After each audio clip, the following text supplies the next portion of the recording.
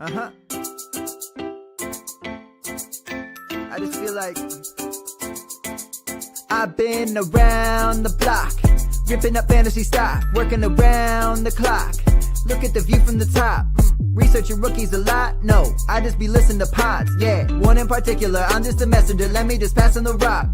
Browning, Brunning, Bruning, pronouncing ain't what he's doing. What he's doing is not losing, but infusing you with new things. And there's Dennis the Bennett, yeah.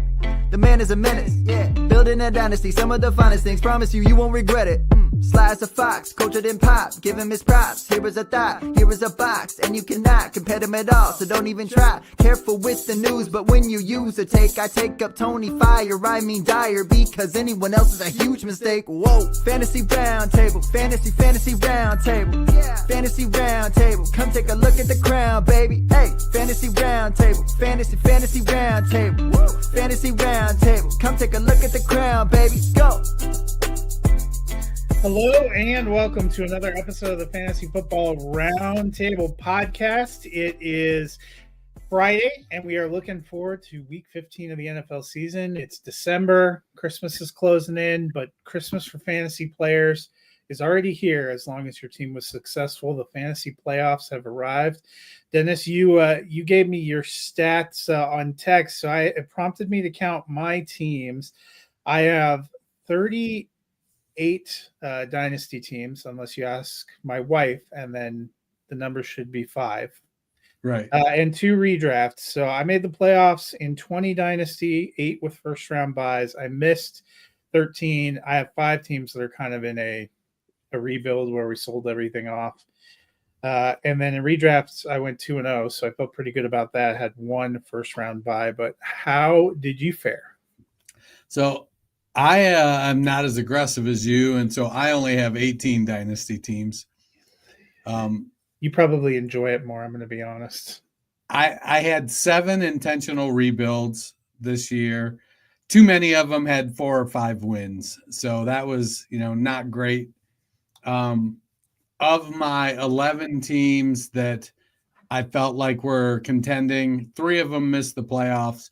One of them, I have CMC, Dak, Isaiah Pacheco, Adam Thielen, Nico Collins. I had like 6 or 7 guys that all missed anywhere from most of the season to a big chunk of it. So it was a lot to overcome. As you could imagine with that roster, I had been active in the trade market. So for it to fall apart on a defending championship defending season, I wasn't left with a ton of draft capital to try to make moves. I did make a couple moves, but in hopes that I would squeak into the playoffs and I would get some guys back healthy, but it just didn't work out. Of the 8 teams that made the playoffs, I got 4 first-round buys, and none of my teams have Cooper Kupp on them, so that was a plus. Yeah, of my teams that missed the playoffs, it was the same. I have a lot of teams that were 6-8 or 7-7, where I have CMC, Chris Olave, or I had Godwin on that team too. Chris Godwin. I had some teams where I had Bears receivers, and you never know going in, like the complete inconsistency. I had a few shares of Brandon Ayuk, which was a real bummer. So, fight, you live to fight another day, and sometimes that's the way it goes. I'm thinking after going through this season that my number of total plays in the field is going to be down next year, but we'll see how that works out. It's interesting. So, like for me, I saw somebody post something about, dynasty dumping season because I got too many teams, and then you see them, that person in 5 startup drafts. I encourage you, if you are a dynasty manager, don't just dump your shitty teams and then go out there. That creates ill will amongst the community for you. People don't want to play. And granted, it's a giant community and you'll always be able to find people. But like I had a guy leave one of my leagues, and granted, it's not a big dollar league, but he paid for 2 years. He knows his team needs to rebuild. It's I think it was the 7th, 8th, no, about the 8th or 9th seed at the end of the season. He knows it needs rebuilding. He paid for his next 2 years of dues.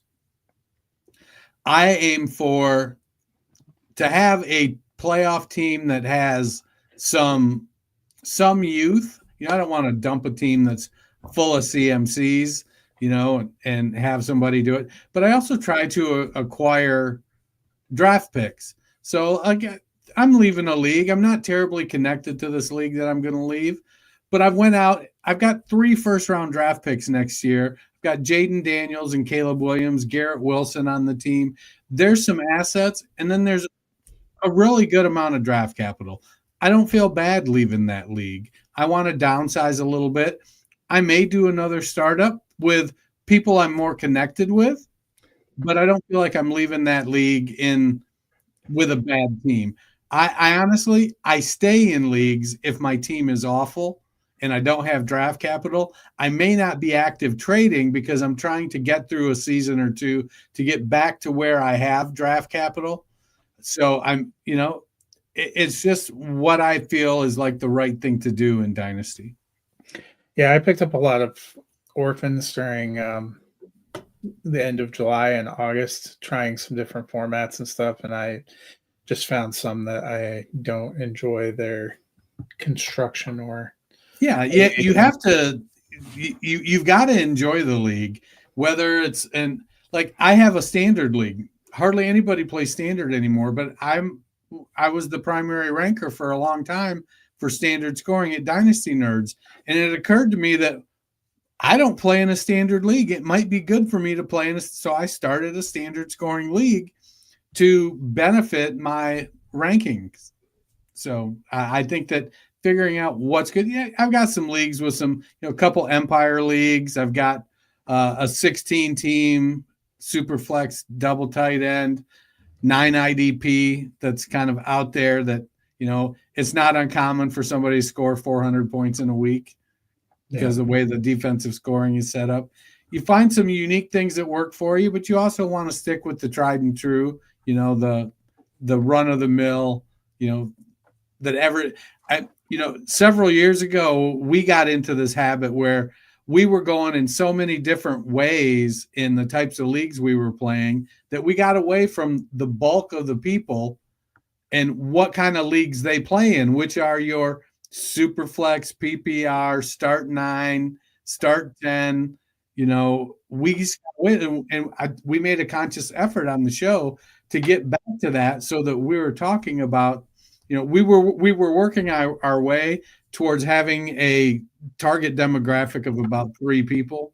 Yeah. And I think we made a good job coming back, and we still talk about some of that flaky stuff that we're playing in and the interesting things. But most of our content's generated around, what's the average Dynasty player, the average redraft player doing? Well, unfortunately, this week got off to a slow start for most. The Rams and 49ers played on Thursday Night Football. They combined for 82 points in week 14. As so often happens, I made a comment for later, right? I made a comment about this on Tuesday. You thought it'd be a good game. I was like, watch us get a 9-6 punt fest. And I was pretty close. 12-6. Yeah, 12-6. The Rams pull it out. We have a full slate of games this week. Now we're into the fantasy playoffs. You're going to notice most of what we focus on and talk about here is any lineup decisions or really pertaining to playoffs the next couple of weeks as you're making that playoff push. So Thursday night can get you started off in a good spot, or it can get you started off in a really bad spot. People that were really excited because they had Kupp and Nacua last night. If you had Nacua, you're all right. Cooper Kupp, 3 targets, 0 points. How bad a beat is that for people in the playoffs? So right now, you're crossing your fingers, you're praying, you're looking for, where's my upside plays on Sunday night, Monday? Do I have that roll of the dice player on my team that if I need somebody that's going to come out of nowhere and get me 15 points, do I have that player on my roster? Chances are you probably don't. So you're hoping that your opponent falters a little bit. But, I mean, to me, it was a weird game in that Kupp not only didn't get targeted much either, only 3 targets, let alone he didn't convert them. But Puka had 8, Parkinson 5. Those were the team leaders. I mean, hell, Blake Corum had as many targets as Cooper Kupp. Yeah, they had a weird offensive flow. Obviously, only 3 points in the first half. They scored 9 of their 12 points in the fourth quarter. It was not a overly ambitious game for anyone. Lack of touchdowns notwithstanding, Kyren Williams came through. For the 49ers, probably the hottest waiver wire pickup this week was Patrick Taylor. Isaac Guerendo ends up playing, and not only playing, but pretty much being the only running back you could play. Taylor had no targets, no carries, puts up a goose egg. Do you think he's worth carrying if you're still in the playoffs? So Taylor he played 3 snaps. When you look at these, you can stick anybody in their teams, and you get down to their 5th and 6th player. Maybe you can't stick anybody in there. We'll see how Guerendo's foot holds up after carrying it 16 times and getting 4 targets. So he had 20 touches last night coming off a sprained foot. Maybe it was something they were able to shoot it up to dull the pain, and he played through it. Maybe he aggravated something and we're not going to know about it. And with freaking Kyle Shanahan, we probably won't know about it until he's inactive at 11:30 a week from Sunday. But Taylor he's the next man up after Guerendo. And so there is some value if you have the room of storing him on your bench, but don't feel the need to not cut him if you've got to pick somebody up to play. It's the playoffs. You need people that are going to be on the field. You're not going to be able to do anything about it now, but next week, you've got, let's be real. In most redraft leagues, you have 6 or 8 guys you're not playing anyways. In dynasty leagues, you have, 15 to 25 guys you're not playing anyways. So it comes down to, what do you need to hold on your bench? If you have Guerendo, by all means, holding on to Taylor is probably a good idea. But if you don't, it just depends. Who are you cutting him for? That's the question. Yeah, I think if I'm still in the playoffs, I will hold him. The week before, he actually mixed in with Guerendo and ended up getting a touchdown and would have put up a few points. I think it was just a weird game last week, and I wouldn't be surprised if we see the 49ers now 6-8. They're not mathematically out, but they're pretty out, and I wouldn't be surprised. We'll talk about a couple of teams as we go down have started shutting some, ill health players down and getting a look at some other guys, because they know they're not in it. Well, let's turn our focus to the games that we have upcoming. First up, the 12-2 Kansas City Chiefs at the 3-10 Cleveland Browns. Dennis Isaiah Pacheco been back for a couple of games. He's been okay, hasn't given a lot of points, not a lot of indications about an incredible work share here. If you are considering him in your lineup, are you feeling good or concerned? So what do you think Isaiah Pacheco's snap share was last year? Don't look. Probably 80. It was 60. Hmm. So it wasn't as high. I was surprised that it was that low. So his first week back, he played 37% of the snaps. His second week back, he played 46%. Week 1, he had 8 touches to Hunt's 11.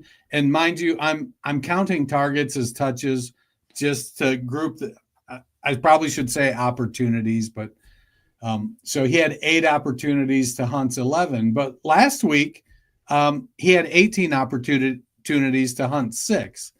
I would expect that he's going to pick up the pace. Will he get to the 60% or higher? Maybe. They like Kareem Hunt. Hunt has better at the, inside tough yard running than Samaje Perine. And I don't think Hunt's going anywhere. But I do see Pacheco dominating the touches like this. He had 4 targets. He had, 14 carries and 4 targets last week. And they said in the offseason that he had really grown as a pass catcher. So I think they're comfortable dumping the ball off to him. I think that Pacheco's usage will continue to rise. But there will be time, Hunt may vulture a touchdown. Pacheco may vulture a couple receptions. But Pacheco's, he's back to being, hard running, tough guy, Isaiah Pacheco. Meanwhile, for Cleveland, Cedric Tillman ruled out again with that concussion. Does not look like David Njoku is likely to play. Hasn't been able to practice. They still technically have him as questionable. Hamstring injury. We have not seen that play out very well. Chiefs have a decent defense. Unlike the Broncos, they may actually cover the Browns receivers. So how are you feeling about Jerry Jeudy and Elijah Moore? Can they avoid covering Jeudy a little bit this week because I got to play him against my wife? I mean, you can make that plea. I would have had a lot more reservations about Tillman if Njoku it looked like he was going to play. Njoku's tight end 8 on the year. But him being out likely gives me more confidence in Tillman and more confidence in Jeudy. Tillman's out, so more maybe. What's that? Tillman's out. And more. But San Francisco, they're kind of mid against wide receivers. So they don't give up a ton of yards or a ton of catches, but they do give up the 7th most touchdowns to wide receivers. So they can be had, and you got a gunslinger quarterback that, bounces back just fine from 3 consecutive interceptions. So there's some play there. If I have to pick between Jeudy and Tillman, Judy's at wide receiver. Tillman's out. Or Tillman is Tillman officially out? Tillman got ruled out. Okay. Well, regardless then, I'm still picking Jeudy. Yeah, Tillman just got ruled out today. That's why I was like, I thought I was excited because it looked like Tillman was going to come back, and with Njoku out, I'm like, well, that should bode well. And no, so Jeudy and Moore, I guess. Well, anyways, I'm picking the Chiefs. I am picking the Chiefs as well. 5-8 Cincinnati Bengals at the 3-10 Tennessee Titans. For Cincinnati, we're starting Chase, Higgins, Brown, Burrow. Anyone else tempt you from their team in a crucial playoff week? No. Gesicki, if I'm in the playoffs, I'd like to think I don't have to start Gesicki. I didn't really write the numbers down, but he's only had like 3 usable weeks all year. And they were all I think they were all tight end 2 weeks. And so usable is a questionable term. Andre Iosivas, he basically is just there to make us frustrated that T. Higgins doesn't get more targets. Yeah. I'm a little taking a chance. I'm not taking a chance on any. I'm a little nervous about T. Higgins because, Burrow's out talking, we need to sign T. Higgins. We need to bring T. Higgins back. You got to play him, though. Use him. It's almost where I've been some of the weeks with Tyreek Hill and Jalen Waddle. If Higgins, he's healthy. I know he didn't have a great game last week, but I can't fathom putting him on the bench and watching him get 2 touchdowns and 150 yards and throwing up in a trash can. So yeah, I mean, he's wide receiver 37 on the year. He's missed some games. He's got wide receiver 1 upside, but Chase is the clear wide receiver 1. He is a target hog. Burrow and him have a connection. Burrow's QB3. Like in order, I'm starting Chase and Burrow, and probably Chase and Brown, and then Burrow. Maybe Burrow, then Brown. But Higgins is the one I want to start the least. Meanwhile, for Tennessee, Ridley's kind of developed into pretty solid number one, probably in your lineup. Tony Pollard's been pretty solid all year, though. He has an ankle injury you should monitor. I do not think it's a 1-for-1 putting in Tyjae Spears. I'll just throw that out there. But aside from those two, is there any Titan that you're rolling the dice on in a playoff week? Yeah, I would have loved to have seen more from Tyjae Spears so that we could feel like it would be, 85, 90% of Pollard. But, right now I feel like if Pollard is out, Spears is 55%. He's an Andre Iosivas YOLO ball. Yeah. Ridley's wide receiver 30. He's getting targets. He doesn't get a lot of catchable targets thanks to Will Levis. But Nick Westbrook-Akine is wide receiver 19 since week 6. I know he laid an egg last week, but he definitely has a connection with Will Levis. And so he's a flex-worthy guy. Levis is QB 17 since he came back in got the starting job back in week 10. He also kind of laid an egg last week. The Bengals defense isn't fantastic. They make some timely plays. Hendrickson can get to the quarterback, and Jermaine Pratt can do some things out there, but I think they can be had a little bit. I don't think, Levis is a low-end QB2 kind of dart throw, and NWI is a flex player, I think, with some upside. I am taking the Bengals in this one. So am I. The Washington Commanders sitting at 8-5 at the 5-8 New Orleans Saints. Dennis, Brian Robinson Jr. has been great when he's been available and healthy, and that looks like that's going to be the case this week. After a bye week, he is off the injury report. Are you feeling pretty good about him?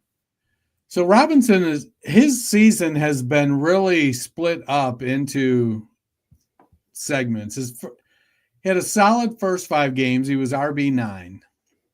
And then he missed 3 of the next 5 games.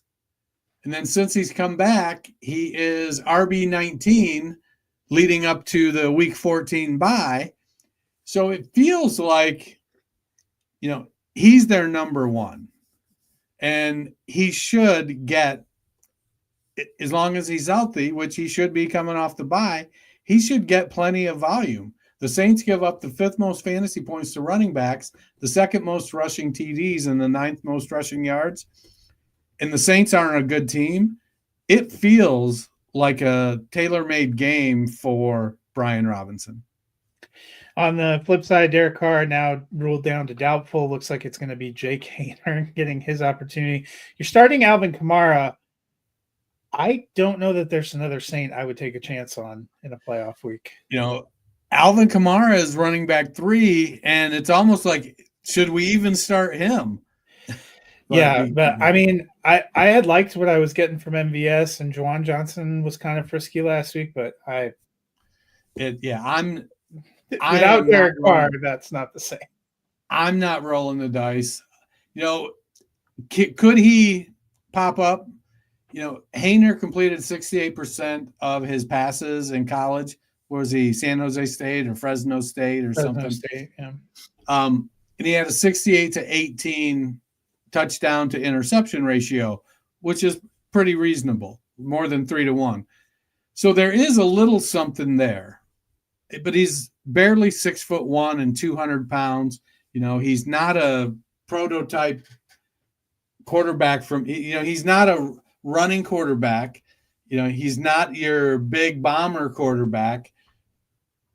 Can he develop the timing in, a week of practice with MVS or with Juwan Johnson or with Mason Tipton or whoever the hell it is they've got out there now, Cedric Wilson, maybe. But yeah, I'm in wait and see mode. If Haener flashes and they look good in stretches, then maybe I might be willing to look at some other players next week. But this week, no, I'm going to roll out Alvin Kamara with lowered expectations. I am taking the Commanders. So am I. The 8-5 Baltimore Ravens at the 2-11 dumpster fire known as the New York Giants.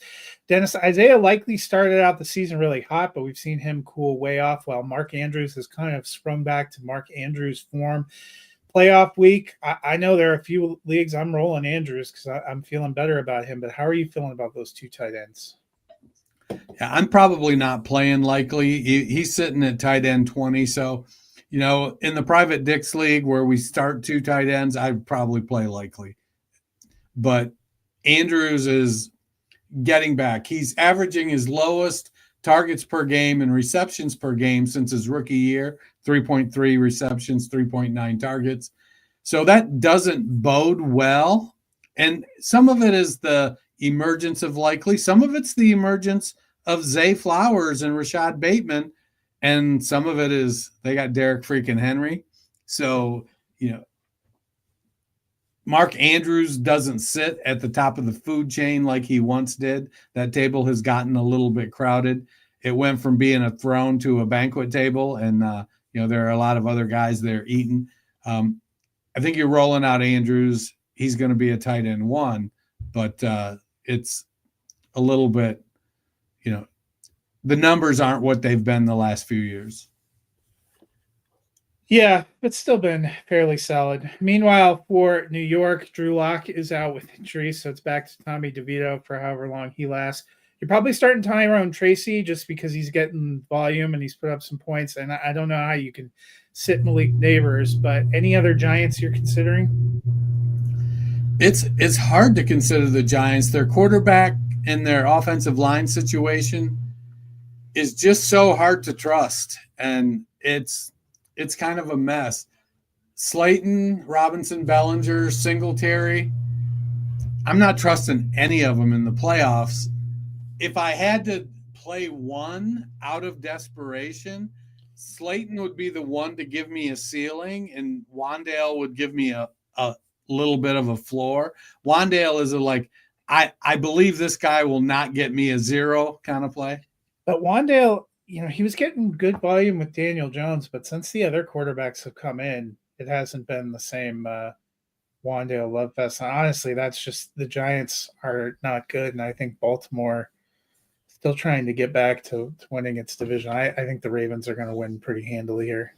I do as well. Barn burner of a game. But the early window for games is not incredible. The afternoon window has so many games. I wish I had 12 TVs.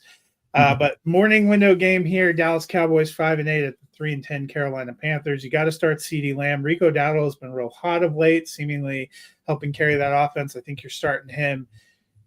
Any other Cowboy? Yeah, I'd start Jake Ferguson. I think Ferguson he's got some chemistry with Cooper Rush. I don't think he's the number 2 receiver there, but he doesn't have a lot of other players to share the targets to that position with. Schoonmaker will get a couple targets, but Ferguson will get 5 or 6 targets, and he's been productive when he catches the ball. The other guys, Turpin and Jalen Tolbert, Brandon Cooks, they're all fighting for the same group of targets. So there's like 8 to 10 targets that those 3 guys are fighting for. One of them might get 5, but they all might get 2 or 3. And so you just got to kind of see what happens there. I'm not comfortable with any of those guys, especially in the playoffs. Yeah, I actually wouldn't start any other Cowboys. When I did my sit-start column, Ferguson was my sit at tight end. He has not had very much luck with Cooper Kupp. With Cooper Rush. He's had some bad numbers. He's averaging less than 4 points per game. That would make me really leery going into the playoffs. I just think their pass offense is crap right now. It is. For the Panthers, Chuba Hubbard, I think a very clear start, especially since every other running back that was potentially going to get carries is on IR now. But any other Panther? Tanya Harding is working on the training staff there. No shit. Any other Panthers that have your interest for a playoff matchup? So, it's interesting because Bryce Young looked like a complete and utter failure last year and at the beginning of this year. and Dalton came in and he played professionally, though it wasn't like he was racking up wins or Jameis Winston like stats. He was just being a solid end of career backup. Well, he got injured and Bryce Young came back, and Bryce Young has been different. He's not going to put a team on his back and carry them, across the finish line yet, but he looks a lot better. Since Adam Thielen has come back, he's been tight end 15 over the last 2 weeks. Thielen is getting some play. David Moore's wide receiver 18 over the last 2 weeks. Here's the challenge with those two. The first week Thielen was back, it was Moore that had the higher finish, the more targets, did better. The second week it was Thielen, and Moore was not great for fantasy. Who do you trust? Which one? I feel like, to me, it feels like Thielen is the guy that I'm going to trust over Moore. And both of them are pushing Xavier Legette down. Legette is wide receiver 41. And so over the last 2 weeks, he's averaged 9.8, or he scored 9.6 and 9.3 points. So if you need 9 points, stick Legette in your flex. But it feels like Thielen or Moore are the more upside plays, and I give the edge to Thielen right now.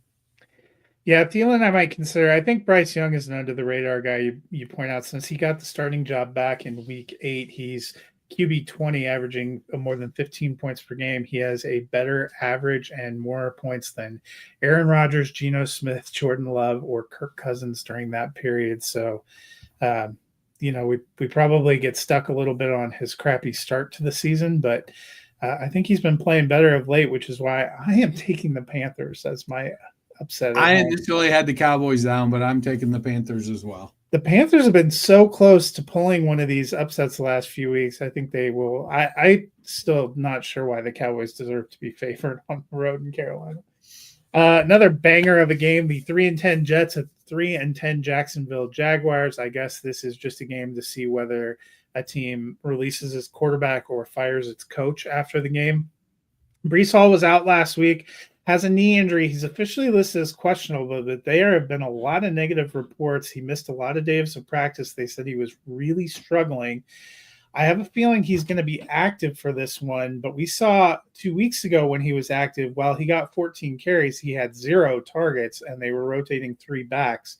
Does that make you at all nervous? If he's active, are you starting him? Are you starting him with confidence? How are you feeling?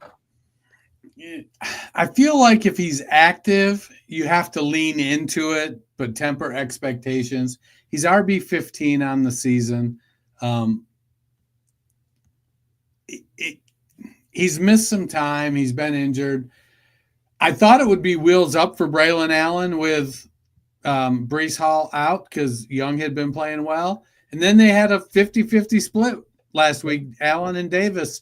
So I'm confused and concerned, and like, whose effing idea was that? What the heck were they thinking? I'm almost staying away from the Jets backfield this week. If it's feeling like a very Broncos backfield back there. Like, I feel like if I have Breece Hall, I'm praying for him to be ruled out because I think you got to start him if he plays. But, he could be an albatross around your neck if you do. He could be Deebo Samuel. Yeah, and just about the time that you're in a rebuild and you throw a YOLO Isaiah Davis start in there, it gets you a win you didn't want. So right. I felt like Lovie Smith on the Texans. Meanwhile, Evan Ingram becomes the latest Jaguar that they've decided to shut down for the season. Does that give you any good feeling toward Brenton Strange? Well, they like Strange, and we, when we had some hope that Peterson was going to work out, we felt like Strange played several games with Evan Ingram out, and he flashed some ability. And so you thought there might be a chance because their wide receiver core was not great, and then it seemed like everybody got injured. It felt like they may be going to the old Philadelphia 2 tight end stuff. Well, then, that's just not what happened, and Peterson this year has been quite a wreck. Strange caught his last 2 seasons at Penn State. He caught 52 passes for almost 600 yards and 8 touchdowns. So he's a decent pass receiving tight end. He's got good size. He's 6'3", 260. So he can block a little bit. He's got okay athleticism. It feels like he's the heir apparent to Evan Ingram. And it almost feels like that may be coming sooner rather than later as Ingram is struggling with staying healthy. Yeah, and with Goddard out and Ingram out and Njoku trending toward out, Brenton Strange may be the kind of pickup you need to make. I am actually taking the Jaguars in this one because I can't fathom Aaron Rodgers winning a game. I can't fathom Aaron Rodgers not beating Mac Jones, so I'm going to take the Jets. 6-7 Miami Dolphins at the 8-5 Houston Texans. Dennis, some scares for Tua Tagovailoa earlier this season, but since he's come back in week 8, averaging more than 20 points per game, QB6 during that period, been really hot the last 4 games. How are you feeling about him for fantasy? I feel great. If I have Tua, I'm rolling him out there and firing him up. I think what's really added to his arsenal is how good a receiver that Devin Achane is. Houston allows the most touchdowns. The second most, but they allow the most touchdowns, but they get the second most interceptions and the second most sacks. So this could be one of those games where Tua gets knocked out because they get at, Will Anderson gets after the quarterback, and Jalen Petrie, if he's healthy, patrolling out back there is quite the ball hawk. Houston has some players that can get some stuff done. But I like Tua. I think that Waddle and Jonnu Smith and Tyreek Hill and Devin Achane, that's a lot of weapons. And so I think you fire Tua up with confidence. Meanwhile, Tank Dell, we had a lot of high hopes after a good rookie campaign, but he's only wide receiver 52 on the season, averaging just a little over 9 points per game. To put it in context, his teammate Stephon Diggs, who hasn't played in 6 weeks, still has 12 more fantasy points than him on the season. How are you feeling about Dell? It's tough to buy in. It almost like the way he played last year, it almost felt like he was gadgety. That the way he's played last year and then the way he's played this year, it's like, oh, he was a gadget guy and we just didn't see it. And now they've figured it out how to play against him. He's had 0 wide receiver 1 games, 2 wide receiver 2 games. He's had 5 games that have been wide receiver 5 or worse. He's only had 4 games with more than 4 receptions all year. I want to believe that there's some there, but at my core, I am team big wide receiver, and I don't have a lot of Tank Dell. I'm probably not going to acquire a lot of Tank Dell. I'm nervous about, it almost feels to me like he's going to be a wide receiver 3 next year. They'll bring in somebody to pair with Nico Collins, and it'll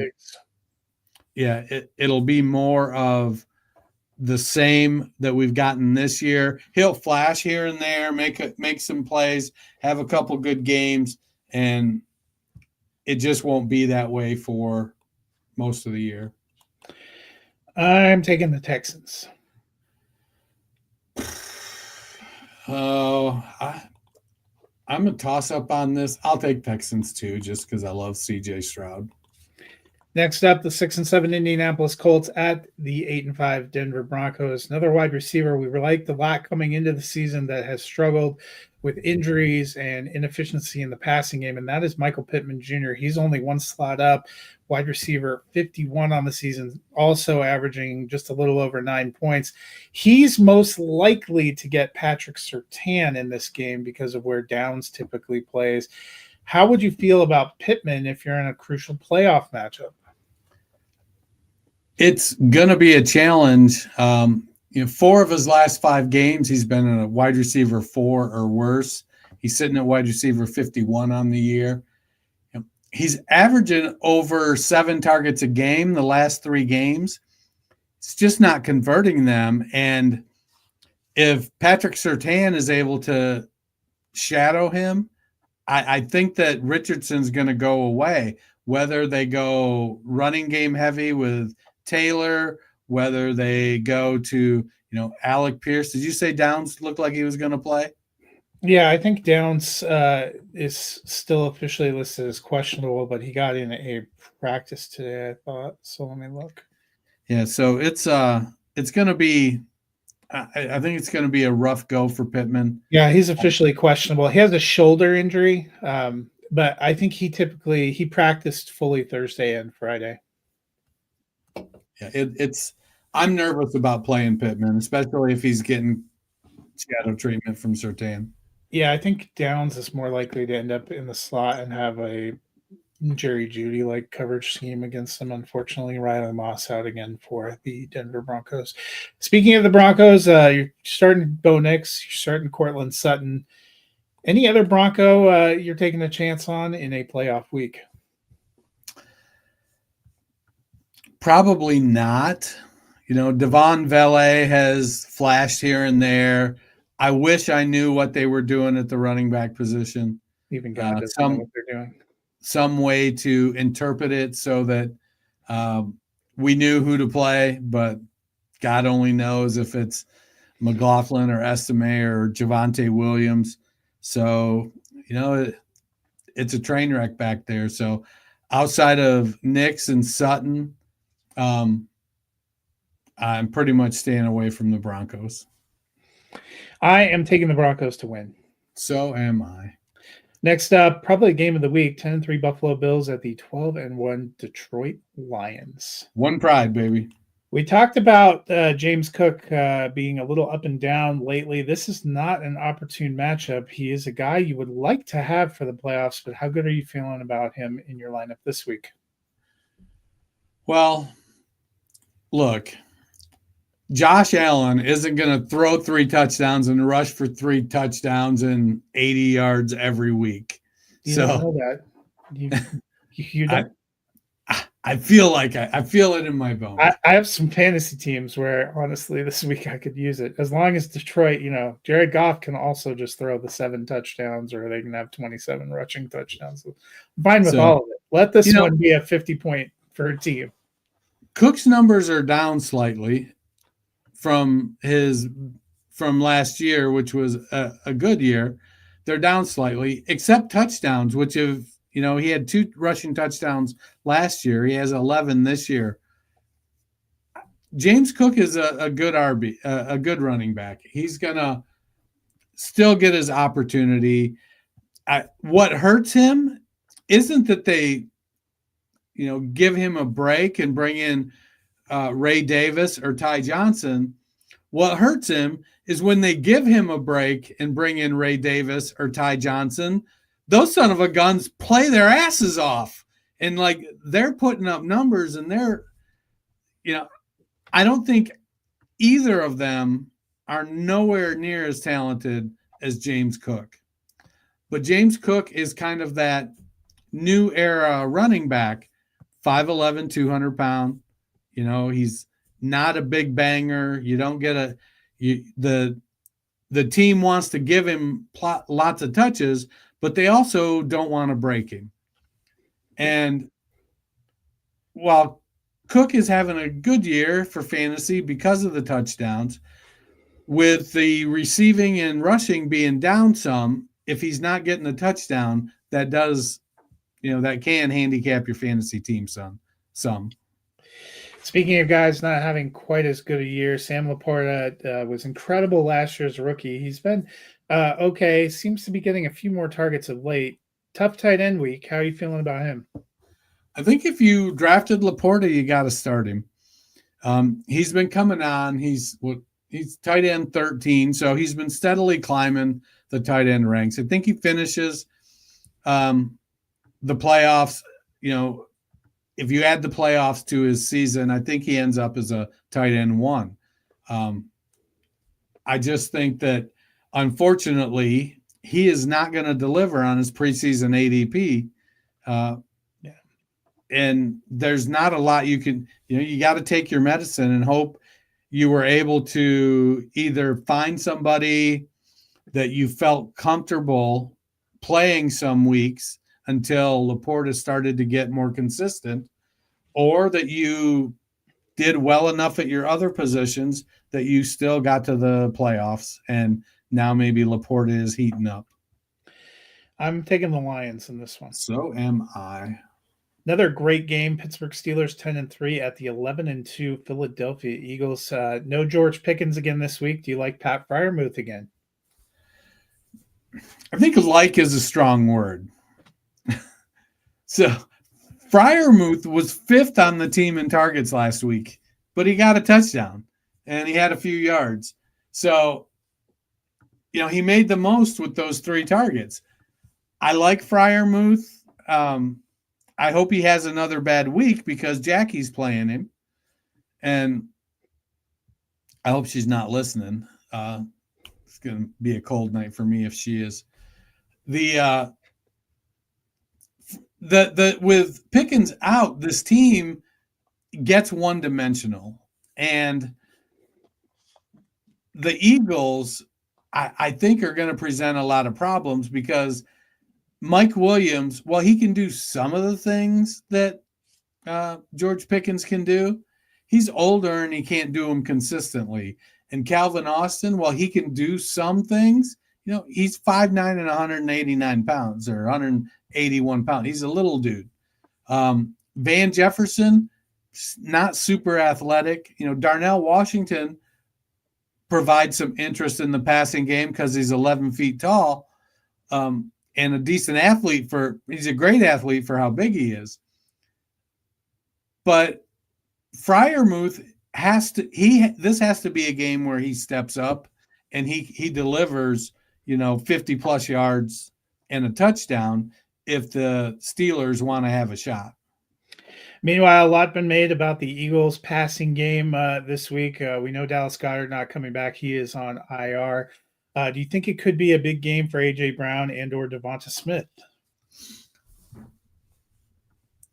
So the key to this is going to be, will Pittsburgh's really, really good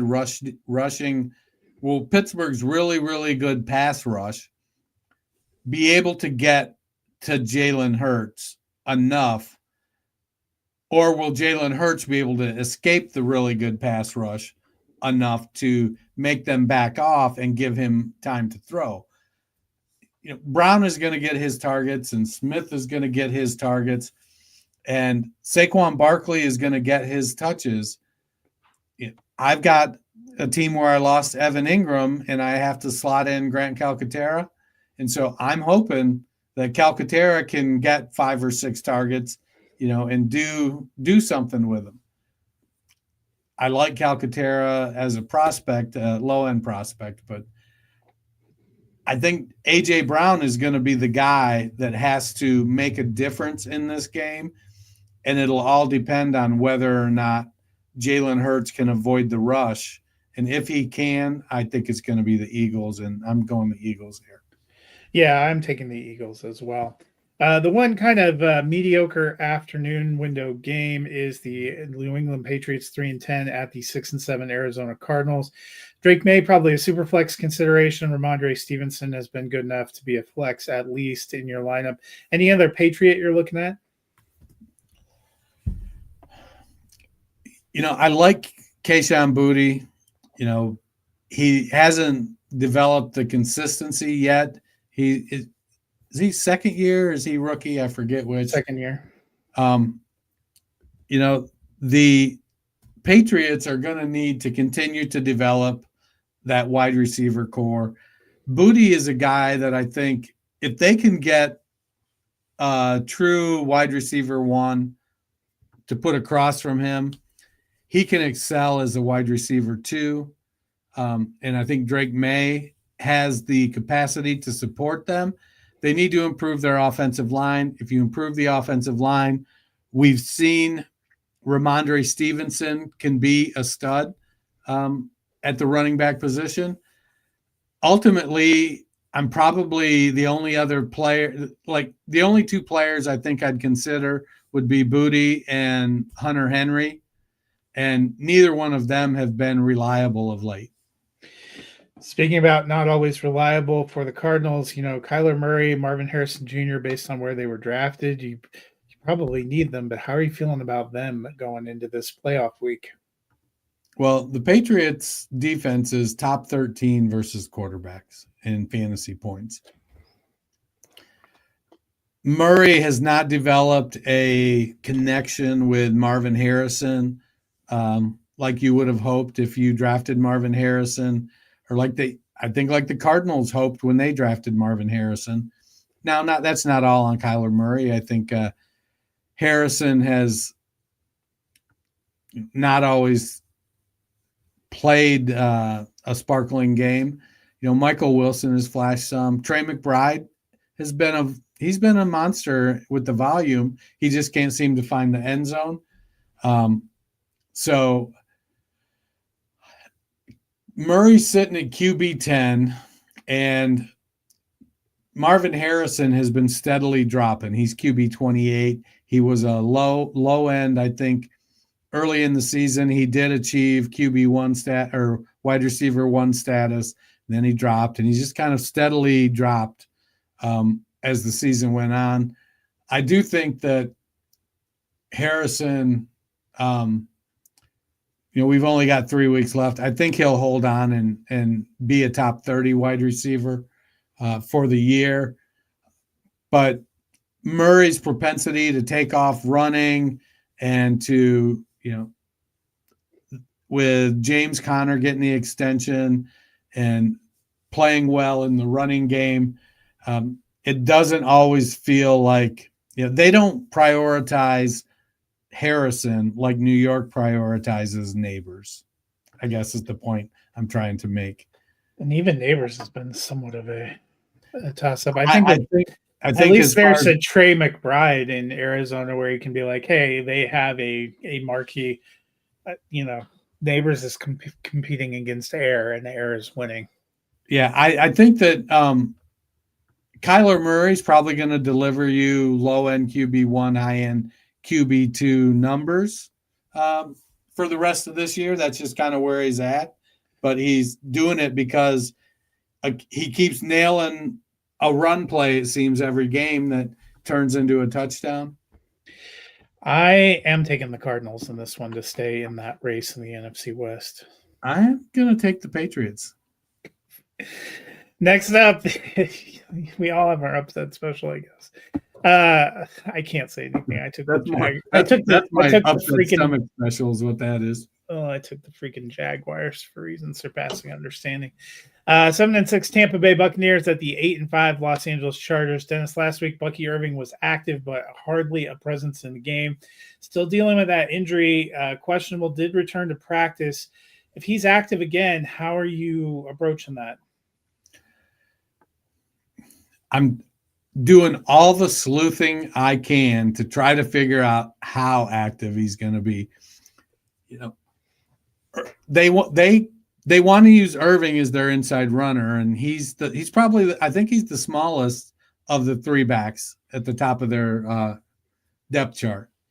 And he's good. He's got good vision. He is a good inside runner, pretty good pass catcher. I felt great about Irving until he got hurt. And then now Rachaad White strolls in last week with a RB3 game. White's RB21 on the year. Irving is RB18. I think they're going to end up cannibalizing each other some. Both of them will probably be, top 30-ish running backs, but they may both be high-end RB3s. Yeah, based on the reports, I think I'm trending towards sitting Bucky Irving, but you're really going to have to listen to, and unfortunately, it's a late window game. You're probably, if you have to make a lineup adjustment, you may not have both he and White to choose from. You're going to have to really read the tea leaves, throw up a prayer, see if Sean Tucker's available. Right. Meanwhile, for the Chargers, probably starting Herbert. I'd start Ladd McConkey if he is healthy and active. He is questionable still officially, but he is back to practicing. Any other Charger you'd consider?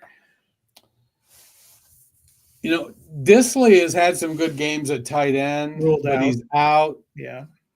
Stone Smart's made some plays, and he's got some athletic ability. I just don't think he gets enough volume to, he's the new Donald Parham there in Chargerville. So you're definitely starting him somewhere. I'm rostering him anyways, waiting for the breakout. Joshua Palmer, he's a low floor flex. He's probably going to get 5 to 8 targets, but a lot of them are short, move the chains kind of targets. Tough to get big games out of him. Gus Edwards is basically the running back version of Josh Palmer. So, a low floor flex. If he gets a touchdown, then, that kind of makes the whole week. Quentin Johnston is the classic boomer bust flex. And any of these guys, if you're super cautious and you want, and your goal is to get 6 to 8 points, you can go that route with Palmer or Gus. If your goal is like, I need 15 or if I don't get 15, does it matter if I get a 0? Then you can start Quentin Johnston. I don't know. Call me crazy. I'm still going Chargers. So if McConkey plays, I'm playing him. If McConkey doesn't play, the only one I'm playing off the Chargers is Justin Herbert. Somebody is going to have a good game, but I don't feel like rolling the dice on that.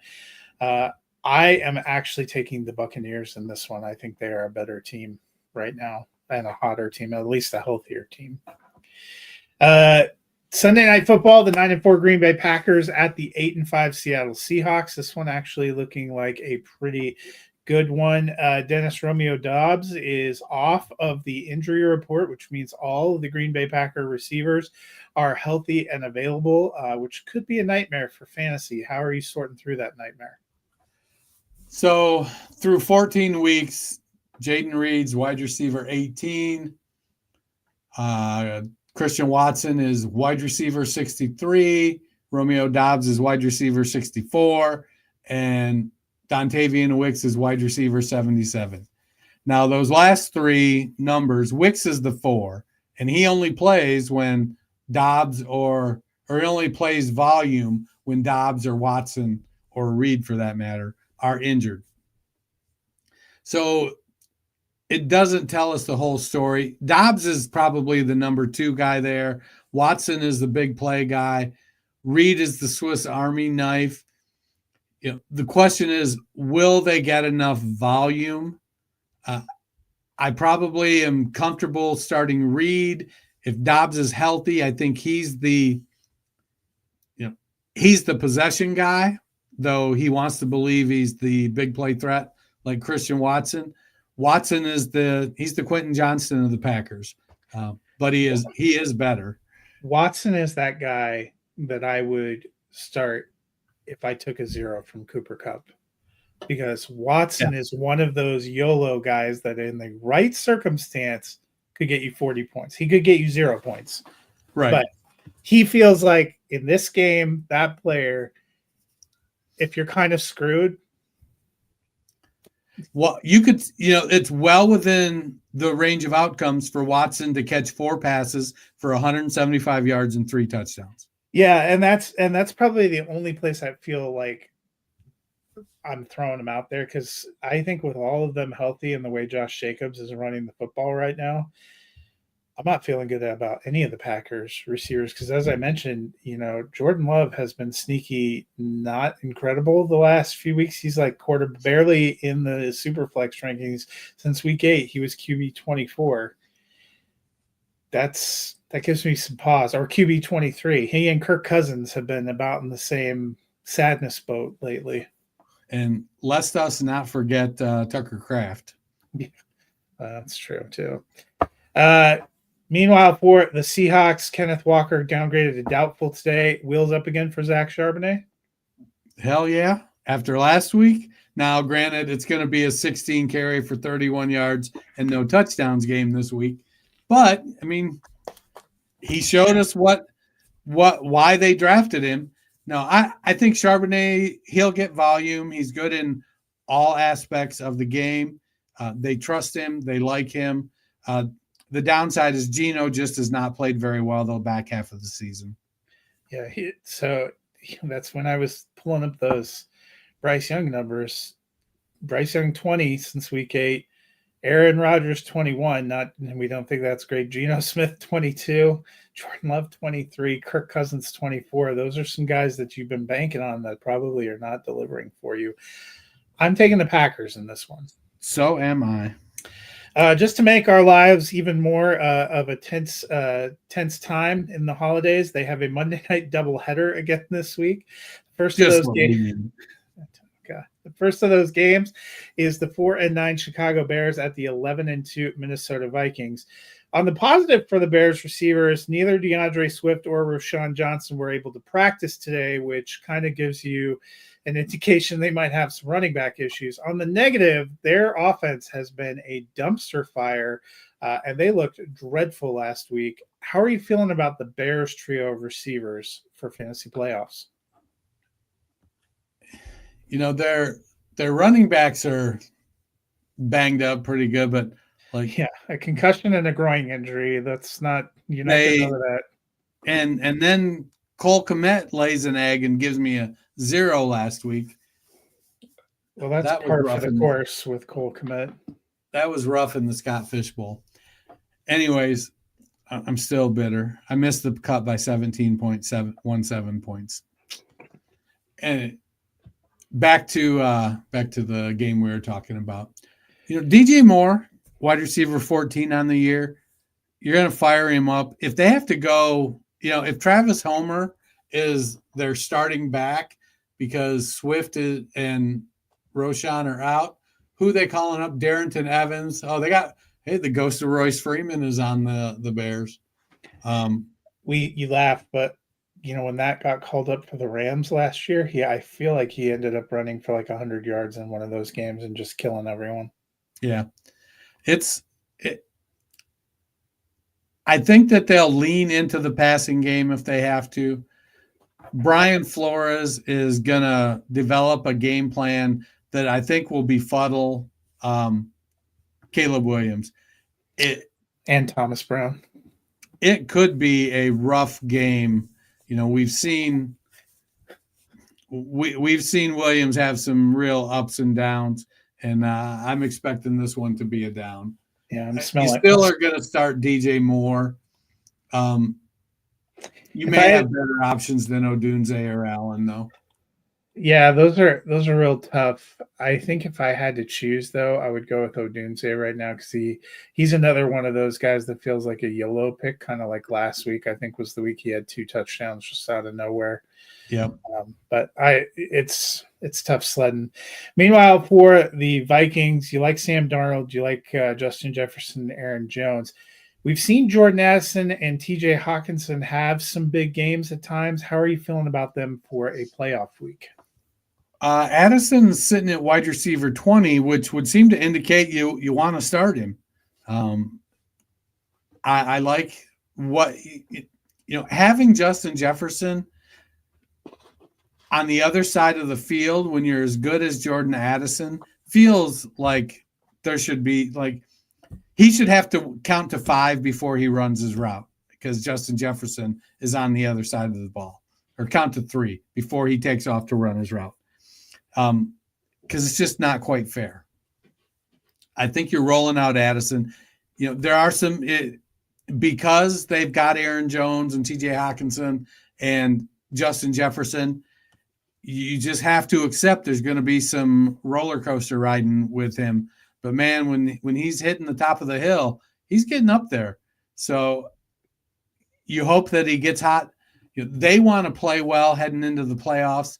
They're still chasing the Lions and hoping the Lions get beat so they can jump them. So they're going to want to play well. I think you roll Addison out. Hawkinson is tight end 10, I think. He's tight end 10 since he returned in week 5. So he's kind of starting to creep up and produce. Unfortunately for Hawkinson, in his absence, Josh Oliver and Johnny Munt played well, and so they sometimes still throw the ball to them. I am taking the Vikings. So am I. And the final game of the week, the 6-7 Atlanta Falcons at the 3-10 Las Vegas Raiders. ESPN wondering what they did to deserve this. Dennis, we've talked about Kirk Cousins. Game's on at like midnight, right? Yeah. No, they're starting within a half hour of each other. I think one's at 8 and one's at 8:30. These Monday night doubleheaders have been curious this year. One's on ABC. I think the Bears-Vikings is on ABC, and this one is on ESPN. We've talked about the struggles of Kirk Cousins. That has taken down a lot of his receivers, no one more so than tight end Kyle Pitts. He is now tight end 15 on the season. His last 5 games, he has had 2.1, 9.5, 1.90, and 2.4 fantasy points. We are in the crunch time. Are you chancing Kyle Pitts? Not if I can help it, man. It's Kyle Pitts. It should say Enigma on the back of his jersey, not Pitts. And I don't feel like it's him, though. I feel like it's been some of the offense. I guess it could be him.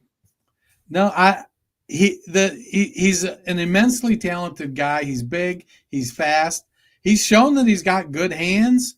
He seems to be doing everything he's supposed to do. Kirk is in a funk. 0 touchdowns, 8 interceptions the last 4 games. I just don't have any confidence in starting Kyle Pitts. Yeah, I feel the same. For the Raiders, Aiden O'Connell banged up. It is trending toward Desmond Ridder at quarterback. Jacoby Myers, their number 1 receiver, could be an interesting flex. I mean, he's put up some numbers, but how are you feeling about him in a crucial game here with possibly Desmond Ridder? So I believe he's wide receiver 23 on the year with that shit show of quarterbacking going on. Mm-hmm. So, granted, Desmond Ridder, he was 10 for 18 last week. He was percentage-wise and QB rating-wise, he had a better, or 12 for 18 maybe. He had his numbers on the surface were better than Aiden O'Connell, and he didn't throw an interception. But give him time. Yeah, we kind of know what we're going to get from Desmond Ridder. It feels like a 13 for 30 kind of game, and we're hoping that Myers can make a play or Bowers can make a play. Or Sincere McCormick can make a play because he's the new save my team guy. Desmond Ridder and Sincere McCormick, welcome to your 2024 Las Vegas Raiders. It's it's something. I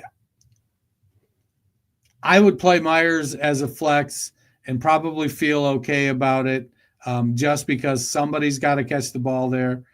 Besides Brock Bowers. And last week, Michael Mayer with 9 targets. That was where the hell did that come from? But maybe they lean into the 2 tight end thing. But I don't have enough confidence to start Mayer this week. I'm not going to chase those points. Yeah, I don't think you can start Mayer. I'm just hoping they do more with Brock Bowers because last week was a little bit of a blow. I am taking the Falcons.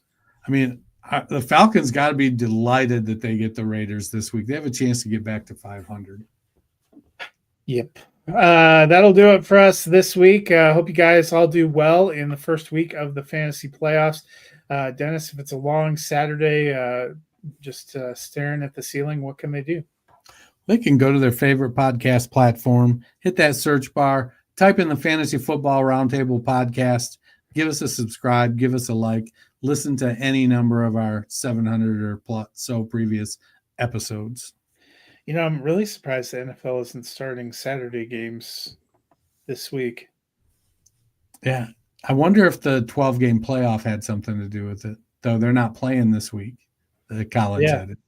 They That's aren't. weird. Yeah, and they have Saturday games next week. I'm just decently surprised that they don't have any. It looks like only Saturday games one week this year. So maybe that's that'll be. Oh, and it's all playoff teams. It's all what? Playoff Well, teams? Yeah, so next week they're playing. They have Houston, Kansas City, Pittsburgh, and Baltimore are playing on Saturday, and then those same 4 teams have to play on Christmas Day on Wednesday, the following Wednesday. It's all just messed. It's all just messed up. Well, that'll do it for us this week. Best of luck in the fantasy playoffs. Go Lions, go Broncos, go your teams. See you on Tuesday.